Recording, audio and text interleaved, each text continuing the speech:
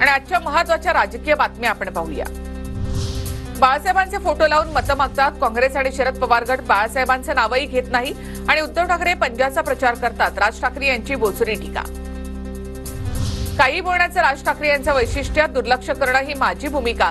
भुजबळांच्या पगडीवरील टीकेनंतर शरद पवारांची राज ठाकरे यांच्यावर टीका। राज ठाकरे काय बोलतात त्याला महाराष्ट्रामध्ये किंमत नाही। उद्धव ठाकरे स्वाभिमानाचा आणि अस्मितेचा प्रचार करत आहेत तर राज ठाकरे गुजरातच्या 2 व्यापाऱ्यांच्या बाजूने उभे आहेत। संजय राऊतांचा राज ठाकरे यांच्यावर निशाणा। शिंदेंच्या उमेदवारांना 25 कोटी पोहोचले, आमच्या तपासण्या करतात मग खोके वाटणाऱ्यांच्या तपासण्या का नाही? संजय राऊत आक्रमक। शिंदेंनी कोणतीही चळवळ केली नाही, पक्षामध्ये राहून फक्त वळवळ केली। बेळगावच्या आंदोलनामध्ये ते कोणत्या तुरुंगात होते कागद समोर आणावा। संजय राऊतांचा एकनाथ शिंदे यांच्यावर हल्लाबोल।